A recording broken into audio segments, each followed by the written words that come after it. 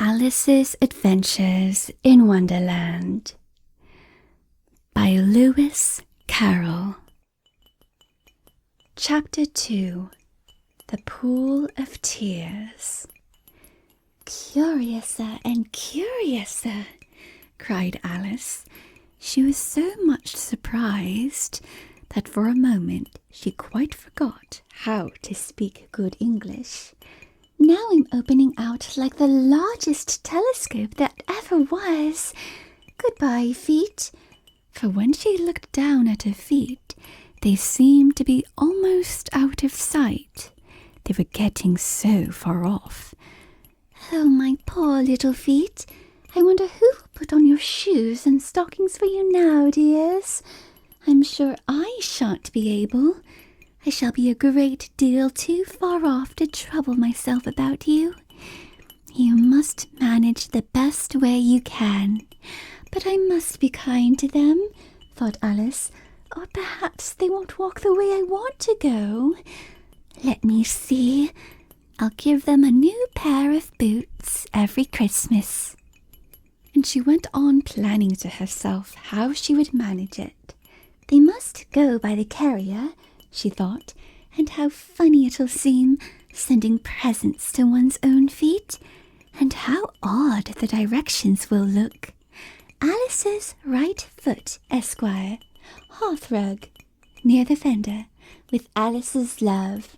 Oh dear, what nonsense I'm talking. Just then her head struck against the roof of the hall.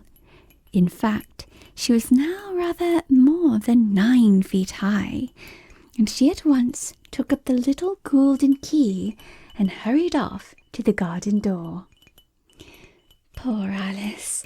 It was as much as she could do, lying down on one side, to look through into the garden with one eye.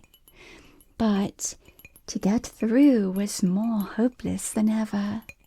She sat down and began to cry again. "You ought to be ashamed of yourself," said Alice. "A great girl like you," she might well say this, "to go on crying in this way. Stop this moment, I tell you." But she went on all the same, shedding gallons of tears, until there was a large pool all round her, about 4 inches deep and reaching half down the hall. After a time, she heard a little pattering of feet in the distance, and she hastily dried her eyes to see what was coming. It was the White Rabbit returning, splendidly dressed, with a pair of white kid gloves in one hand and a large fan in the other. He came trotting along in a great hurry, muttering to himself as he came, "Oh, the Duchess, the Duchess! Oh, won't she be savage if I've kept her waiting?" Alice felt so desperate that she was ready to ask help of anyone. So, when the rabbit came near her, she began in a low, timid voice, "If you please, sir." The rabbit started violently, dropping the white kid gloves and the fan, and scurried away into the darkness as hard as he could go. Alice took up the fan and gloves, and, as the hall was very hot, she kept fanning herself all the time she went on talking.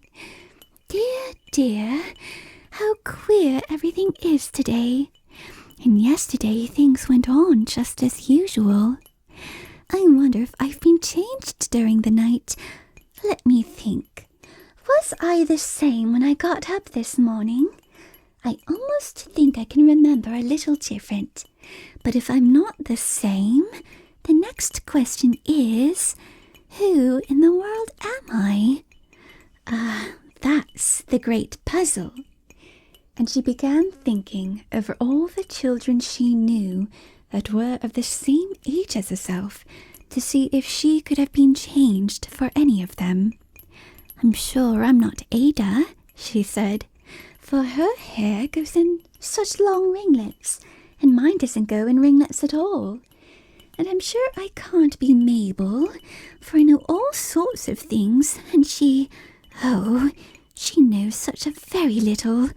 Besides, she's she, and I'm I, and oh dear, how puzzling it all is. I'll try if I know all the things I used to know. Let me see. 4 times 4 is 12, and 4 times 6 is 13, and 4 times 7 is...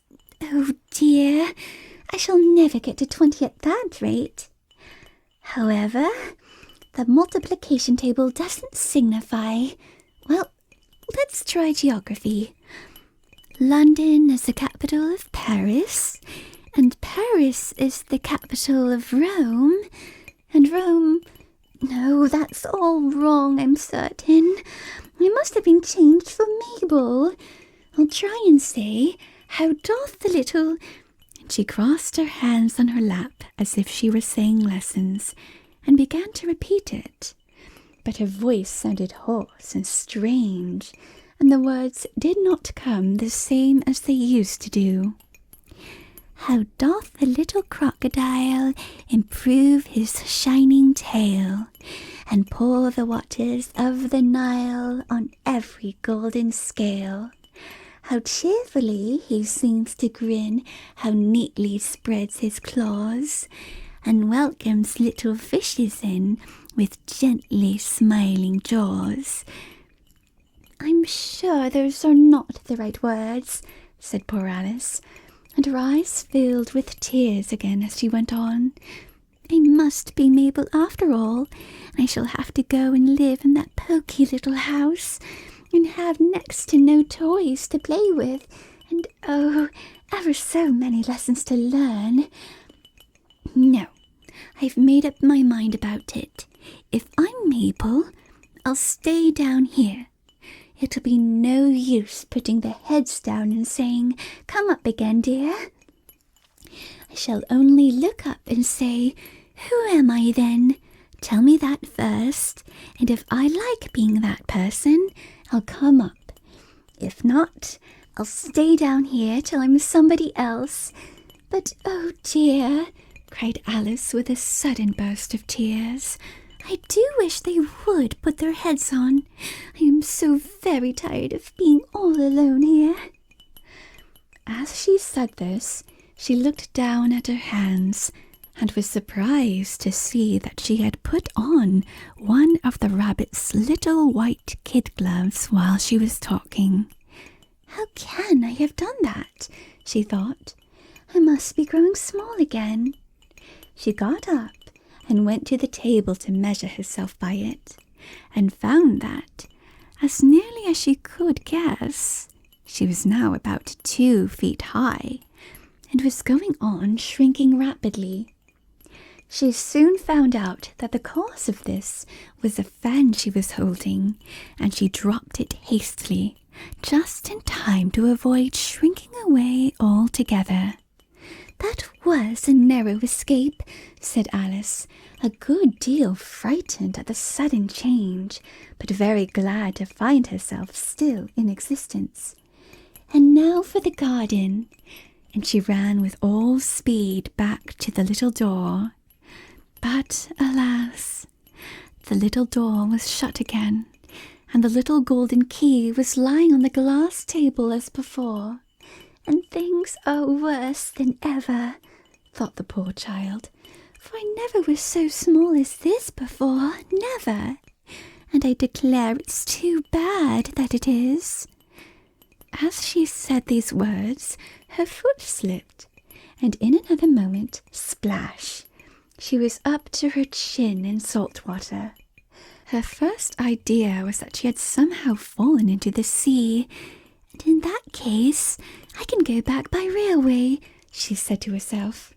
Alice had been to the seaside once in her life, and had come to the general conclusion that wherever you go to on the English coast, you found a number of bathing machines in the sea, some children digging in the sand with wooden spades, then a row of lodging houses, and behind them a railway station.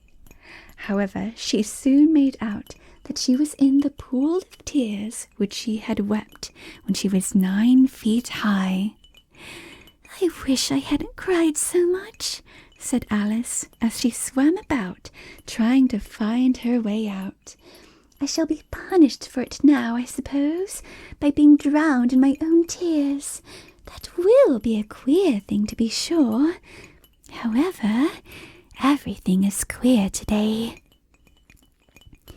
Just then she heard something splashing about in the pool a little way off, and she swam nearer to make out what it was.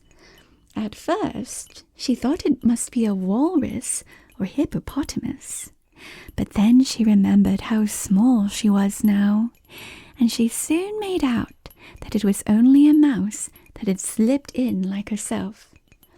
"Would it be of any use now," thought Alice, "to speak to this mouse? Everything is so out of the way down here that I should think very likely it can talk. At any rate, there's no harm in trying." So she began, "Oh, Mouse, do you know the way out of this pool? I am so very tired of swimming here, oh Mouse."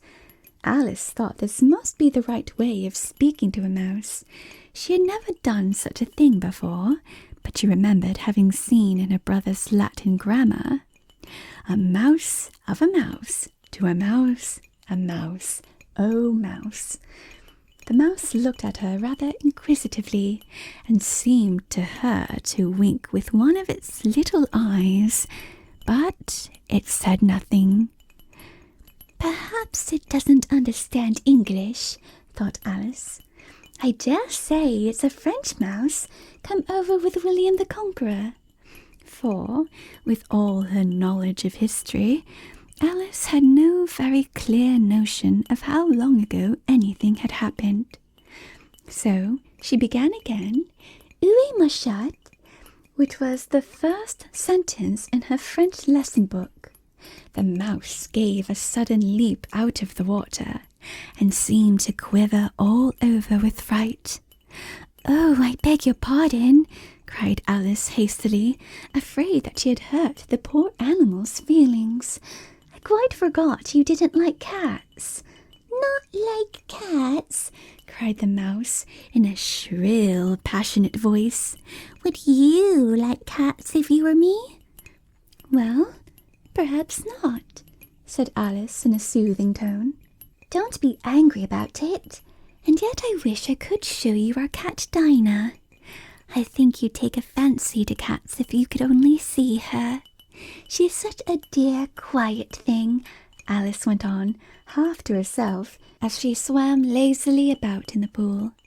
"And she sits purring so nicely by the fire, licking her paws and washing her face. And she's such a nice, soft thing to nurse.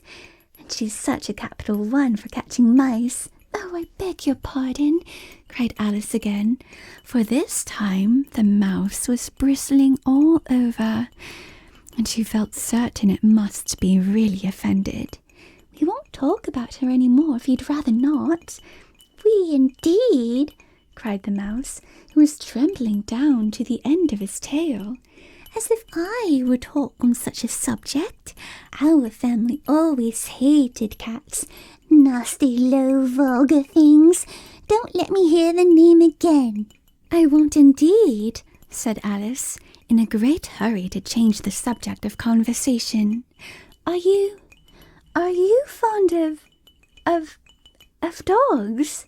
The mouse did not answer, so Alice went on eagerly. "There is such a nice little dog near our house I should like to show you. A little bright-eyed terrier, you know, with, oh, such long curly brown hair. And it'll fetch things when you throw them, and it'll sit up and beg for its dinner, and all sorts of things. I can't remember half of them. And it belongs to a farmer, you know. And he says it's so useful, it's worth £100. He says it kills all the rats, and, oh dear," cried Alice in a sorrowful tone, "I'm afraid I've offended it again." for the mouse was swimming away from her as hard as it could go, and making quite a commotion in the pool as it went. So she called softly after it, "Mouse dear, do come back again, and we won't talk about cats or dogs either if you don't like them." When the mouse heard this, it turned round and swam slowly back to her. Its face was quite pale, with passion, Alice thought, and it said in a low, trembling voice, "Let us get to the shore, and then I'll tell you my history, and you'll understand why it is I hate cats and dogs." It was high time to go, for the pool was getting quite crowded with the birds and animals that had fallen into it.